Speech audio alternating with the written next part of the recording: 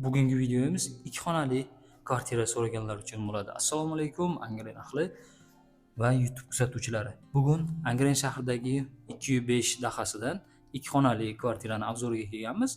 Ikkinchi qavatdan. Xo'p, mana ko'rib turibsiz, kirganimizda bu katta eshigimiz bo'ladi. Kirganimizda o'ng tomonimizda shkafimiz kutib oladi. Qish kunlari kiyimlarimizni shu yoqqa shundoqqina ilib uyimizga kirib ketsak bo'ladi. Undan keyin bu yoqda oshxonamiz, zalimiz, bu tomonimizda esa yotoqxonamiz bor, yuvinish xonasi, hojatxona va mana bu yoqda oynalar bilan birga. Qani unda obzorimizni boshladik. Xo'p, birinchi bu yoqdan hojatxonasidan boshlaymiz. Hojatxonani ko'rishingiz mumkin. Ta'mirlari yaxshi holatda, o'rtacha. Alohida hojatxonasi bilan yuvinish xonasi alohida qilingan ekan. Xo'p, mana ko'rib turibsiz. Hojatxona, yuvinish xonamiz.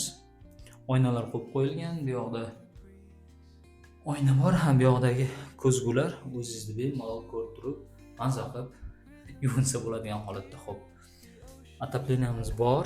Bundan keyin mana yotoqxonaga o'tadigan bo'lsak, yotoqxonamiz ham juda unaqa katta emas-ku, lekin spalni deymiz, o'sha kravatlarni qo'yib bemalol yashasa bo'ladi bitta yosh oila uchun, juda ham zo'r holatda bo'ladi.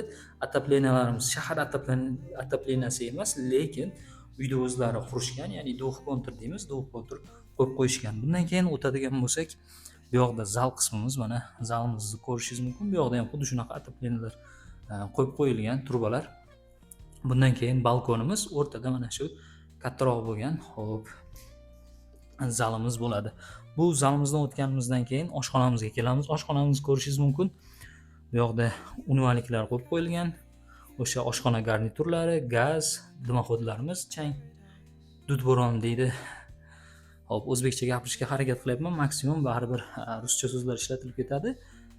Nechta ruscha so'z ishlatganimni kommentariyaga, izohlarga yozib ketadigan bo'lsangiz, keyingi uylarda o'sha insonni bir eslab o'tamiz. Xo'p, qani, bo'lmasa balkon qismimizga o'tamiz. Balkonimizda mana o'sha xalq tilida do'q kontur deydi, o'zbek tilida bilmadim, kotyol bo'lsa kerak, kotyolimiz joylashgan. Bunda ham balkonimizda ham xuddi shunaqa mana otopleniyalari bor, isitish quvurlari.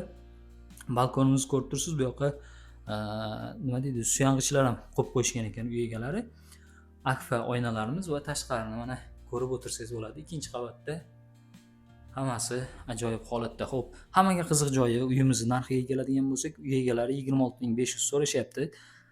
Izohlar qismida uy egalarining raqamlarini qoldiramiz. Telefon qilib turib bemalol gaplashsalaringiz bo'ladi. Sunnatiga 1-2 so'm o'tib beramiz degan joylari bor.